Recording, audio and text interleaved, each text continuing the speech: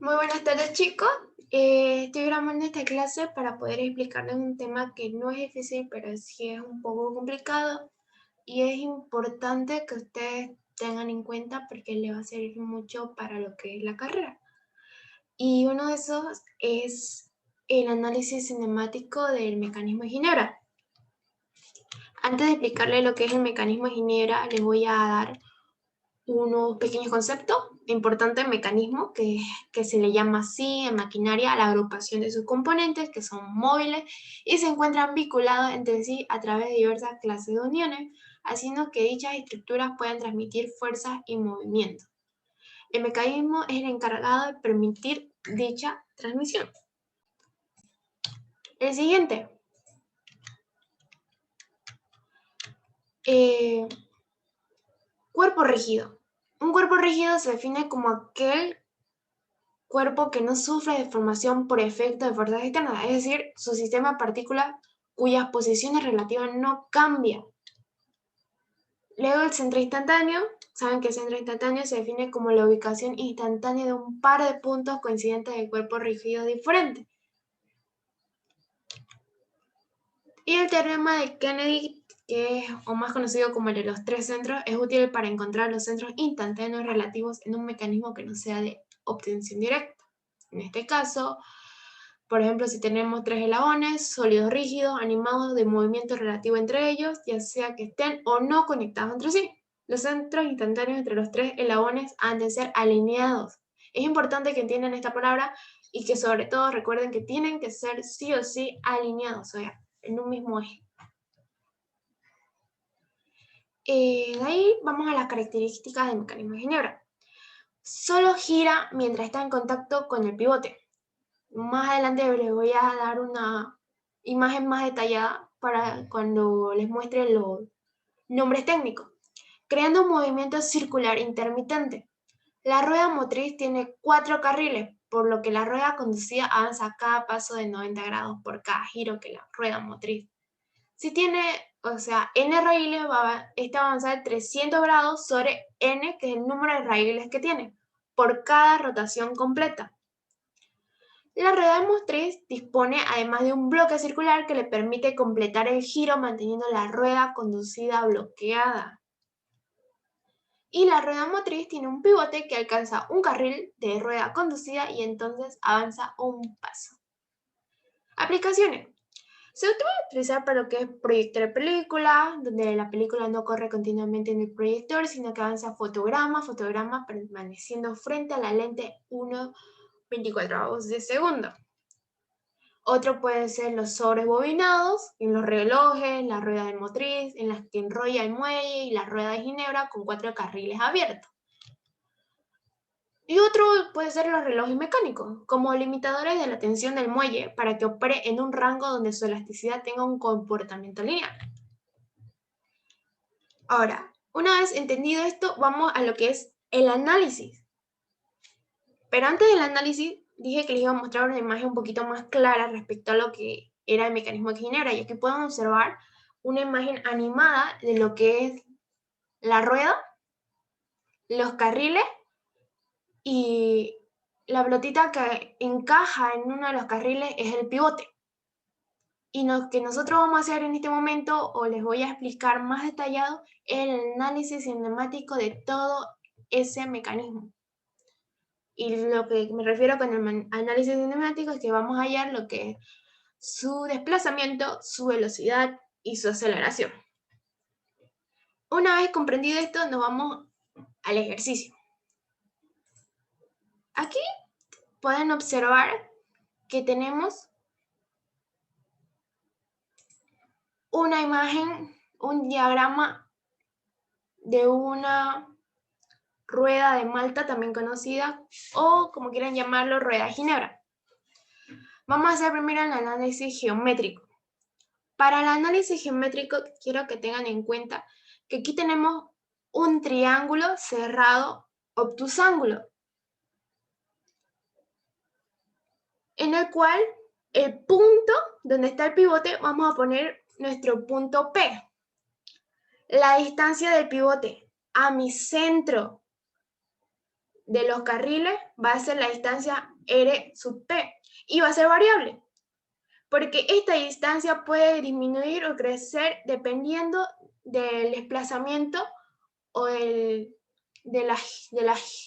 perdón, del momento de giro de mi rueda. Para tenerlo más claro, les voy a poner acá. Este será nuestro disco S, perdón. Y nuestro disco D.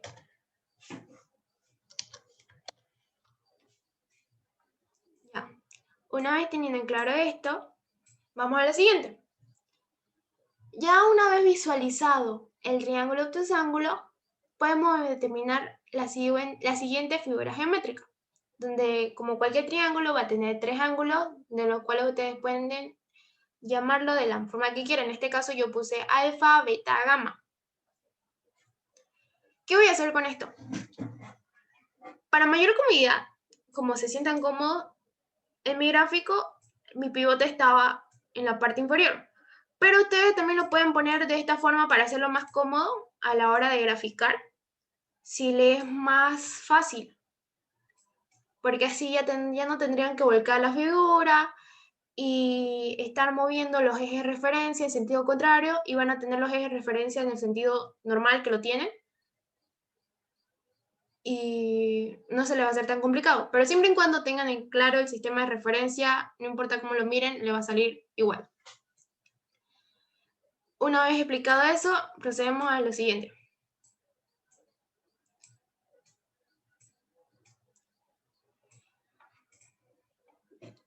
Entonces, nosotros tenemos nuestros siguientes datos. Nosotros sabemos que por los vectores unitarios, aquí se cumple la condición que les decía anteriormente. Los ejes de referencia, los centros de inercia están alineados. Entonces, lo que yo voy a tener aquí es un eje de referencia igual tanto en mi disco D como en mi disco S, donde voy a tener los vectores unitarios Y y J. Pero, ¿qué pasa? Yo estoy decidiendo tomar otro eje con una variación de mi ángulo que es coincidente con mi ángulo beta, que va a coincidir en la dirección de mi vector distancia de mi centro de inercia del disco S con el centro del pivote. Y voy a hacer otro sistema de referencia referente al primero, donde voy a tener I', J'. Y si se acuerdan de lo que era geometría descriptiva, vamos a hacer que los vectores, aquí me olvidé ponerle la comita, prima, estén en función de nuestro eje de referencia principal. Entonces, primero vamos a empezar a poner nuestro eje de referencia, poniendo un punto cualquiera en el eje prima, donde vamos a coincidir en que el I' va a ser igual al coseno de beta por I más el seno de beta por J. Mientras que el J', ojo, ya había explicado que este ángulo va a ser el mismo que yo tengo acá en mi beta. Se va a repetir. Va a ser menos seno de beta I más coseno de beta J. Es importante sacar esto, más adelante voy a explicar por qué. Una vez teniendo en cuenta eso, ustedes saben que este ángulo alfa, porque el ejercicio o la deducción me da que yo tengo un ángulo θ de inclinación, este ángulo alfa va a ser evidentemente 180 grados menos θ. Ya tengo un dato. Puedo ponerlo en función de θ. Entonces, ¿qué voy a hacer yo? Antes tengo que recordar la ley de senos y la ley de coseno. ¿Para qué? Primero con esto voy a poder hallar lo que es mi vector desplazamiento. Porque no se olviden, dato importante, que lo que yo quiero hallar es este vector, porque el R, la distancia del pivote al centro de masa del disco D, va a ser constante. La distancia entre ambos discos también va a ser una constante, y esa va a ser la raíz de 2 sobre R. Entonces, la única variable que yo voy a tener, evidentemente, va a ser el vector del centro de masa del disco S hacia el pivote, que va a ser R sub P. Y eso me va a dar por la ley de seno R cuadrado más raíz de 2 sobre, 2 por raíz de 2 al cuadrado más el doble de ambos por el coseno de 180 menos tita. Entonces, por la ley de seno, aquí está mi vector desplazamiento. Pero yo ¿qué tengo que hallar también? Tengo que hallar mi ángulo beta. Y eso lo puedo hallar por la ley de seno, que va a ser R sobre seno de beta igual al módulo de RB. ¿Y qué es este ángulo? Este ángulo era alfa, ¿se acuerdan? Pero que sabemos que alfa va a ser igual al seno de 180 menos tita, donde despejando B voy a tener el siguiente valor. Ahora vamos con lo siguiente.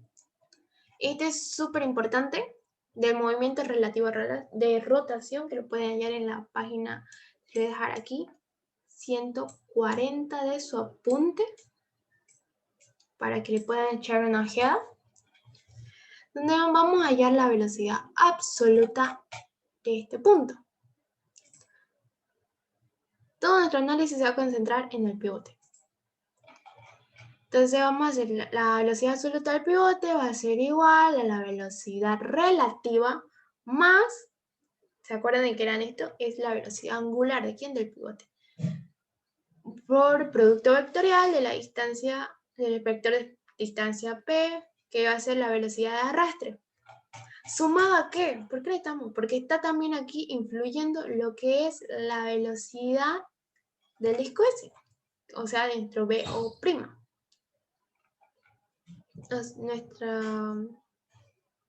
que está ahí.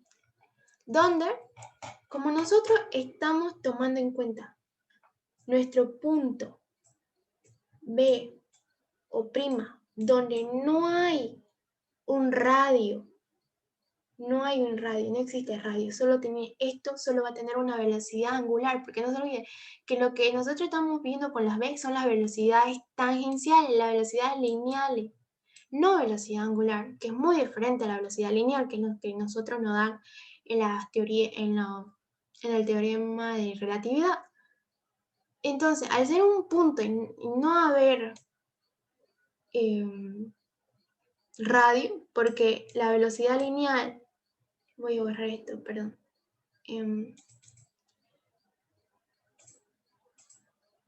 La velocidad lineal tiene que ser igual a la velocidad angular multiplicado por su radio para una circunferencia. En este caso no tengo radio, es 0, entonces mi velocidad lineal va a ser 0.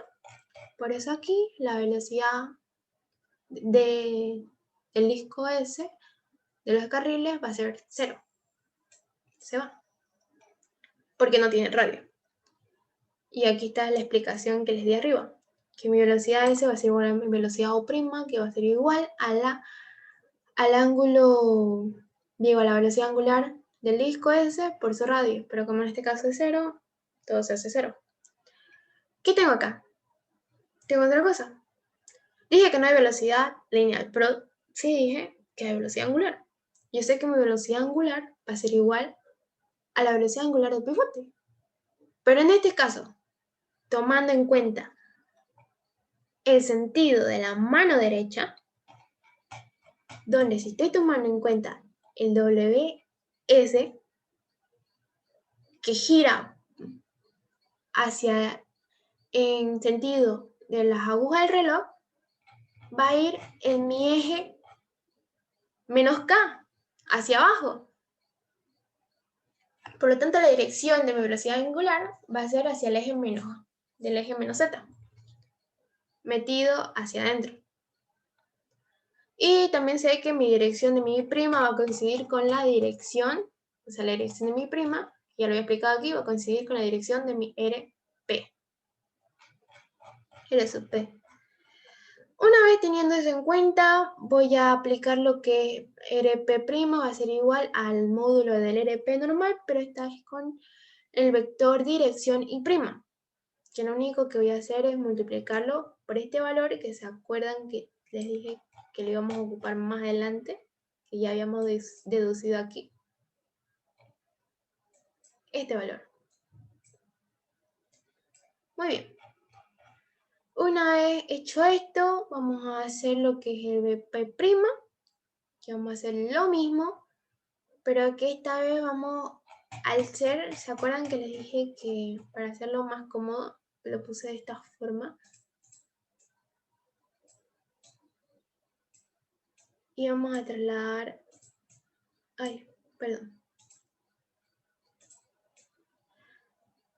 el pivote hacia la parte de arriba.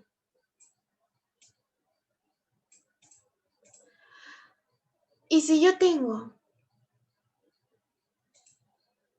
un eje cuyo vector dirección, porque mi vector dirección va a ser este, ¿no? Este va a ser R sub P.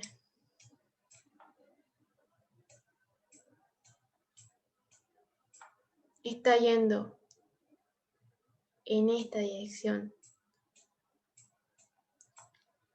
Mi vector velocidad está yendo en sentido contrario, porque mi giro está, mi disco D está viniendo para este costado.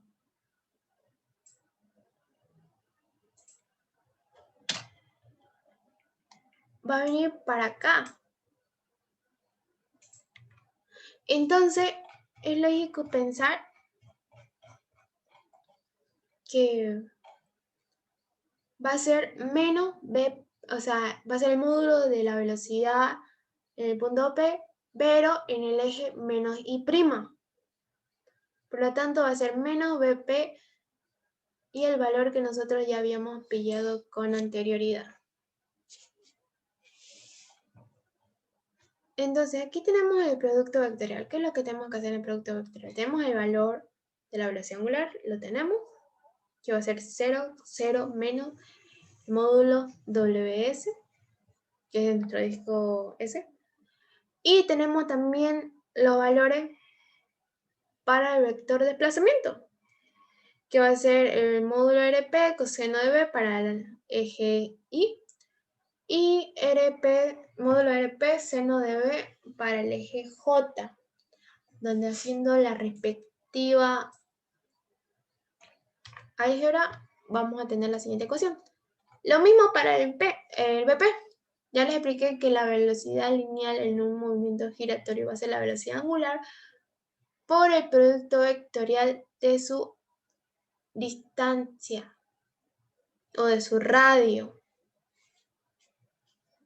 Entonces, ¿qué tengo yo en cuenta? Yo sé que esta vez, para mi ángulo D, que está en la manecilla del reloj, este sí va a ir en el eje positivo, va a ir hacia arriba. Perdón, D. Este va a ir hacia arriba. Entonces, este sí lo puedo considerar para mi direccional positiva en el eje Z. Vamos lo mismo para el RP, que yo sé que ya con anterioridad puedo sacar deduciendo del mismo gráfico geométrico que mi vector RP va a ser igual al, imaginen, este es RP, coseno de beta I más RP seno de beta J, que vamos a tenerlo aquí. Y alfa, no se olviden que alfa es igual a 180 menos tita.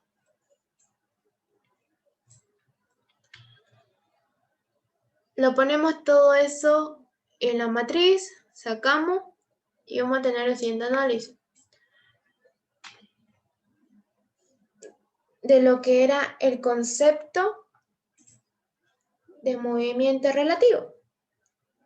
Sabemos que la velocidad lineal, les dije que era la velocidad angular por el radio de distancia que lo separa.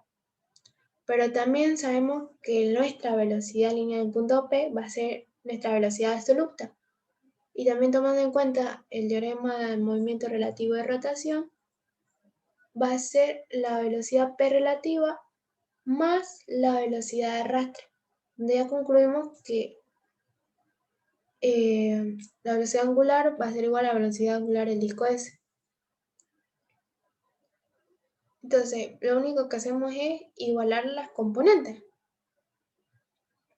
Una vez igualando las componentes, nos vamos a lo que es el movimiento relativo, también sacamos la ecuación de aceleración. Entonces sabemos si por ende no tenía velocidad en el disco O', tampoco va a haber aceleración, porque la aceleración es una derivada de la velocidad. Entonces, por lo tanto, la O' se va a hacer 0. En la P sabemos que la velocidad va a coincidir con la misma dirección. En un movimiento lineal, la dirección de la aceleración equivale a la dirección de la velocidad, y nuestra velocidad anterior era negativa, por lo tanto aquí nuestra dirección también va a ser negativa, pero esta vez para el eje J. Entonces lo único que tenemos que hacer aquí es el módulo de la aceleración en el pivote, reemplazando el J'. Y aquí decimos que, como ya habíamos dicho anteriormente, que la velocidad angular iba a ser la velocidad angular del disco S, y nosotros sabemos que la derivada de una velocidad angular es la aceleración angular, en este caso menos, porque está de acuerdo a la regla de la mano derecha, vamos a hacer el siguiente producto vectorial. Reemplazamos los datos, tenemos la velocidad angular, la aceleración angular, diré, tenemos el vector del radio,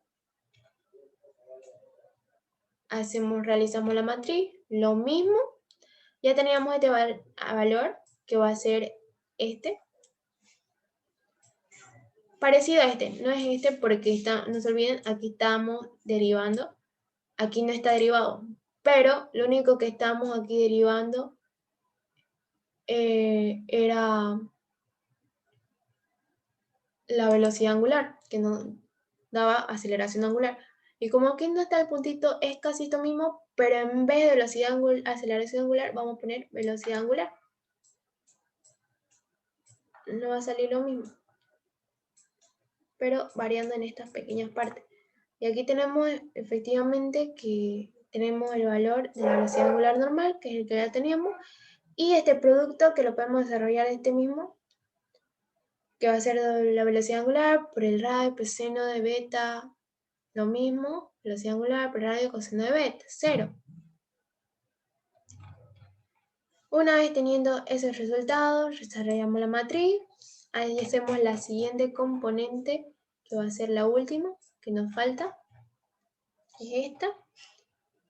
Nuevamente tenemos los valores de la velocidad angular, como este es un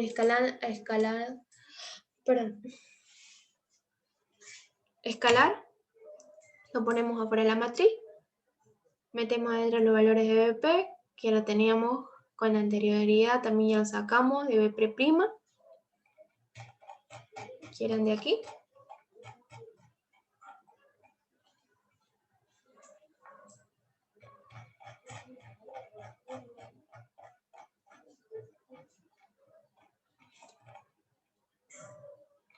Y desarrollamos la matriz, nos va a dar el siguiente resultado. Ahora, una vez concluyendo, yo les dije que la aceleración, entonces, va a ser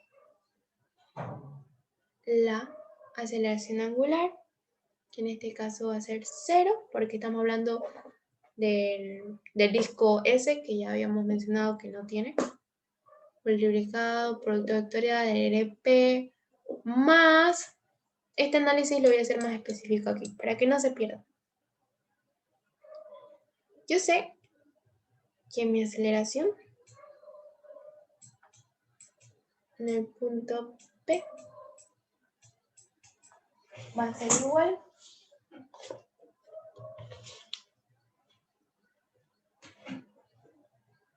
a lo que alfa. O sea, ¿qué estoy haciendo? Lo que yo estoy haciendo lo voy a explicar un poco más claro, perdón, para no chuparlo.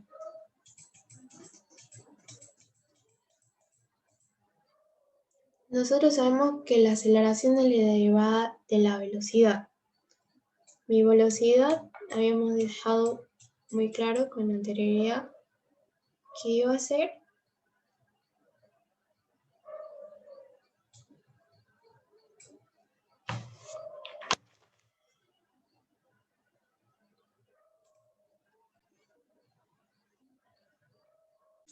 van a disculpar, me estaba llamando mi mamá al teléfono y no la había escuchado. Pero continuamos. Voy a seguir transmitiendo para explicarle. Entonces, como les decía, nosotros sabemos que la aceleración es la derivada de la velocidad.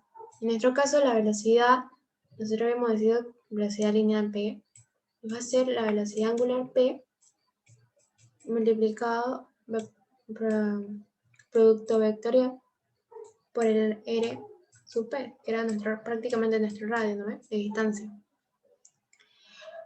Entonces, yo sé que la aceleración es la derivada de la velocidad, ¿qué voy a hacer? Voy a derivar primero, es un producto. La derivada de primero, la derivada de una velocidad angular va a ser la aceleración angular por el segundo, más el primero sin derivar por el segundo, la derivada del segundo. O sea, RP, la derivada. ¿Pero a qué es igual RP? Puntito, es igual a la velocidad P. ¿Y a qué era igual a la velocidad P? A la velocidad angular P por el RP. Y es de ahí donde sale esto. Entonces, una vez teniendo claro, este era 0, saco mi producto porque tengo velocidad P. Y también tengo este producto que lo había hecho con anterioridad para hallar mi velocidad. Hallo los valores uniendo las ecuaciones para complementando el eje Y y eje J. Y ya tengo deducido finalmente para lo que es mi aceleración angular y para lo que es mi aceleración lineal. Y ya tengo deducido entonces los tres que son desplazamiento, velocidad y aceleración. Eso sería todo. Si tienen alguna duda pueden decírmelo a mi privado o al grupo, se los voy a explicar. Esto era algo muy importante que quería explicarles para que tengan claro, porque sé que no se puede ver muy bien en el PDF, pero espero haberles ayudado un poquito. Gracias.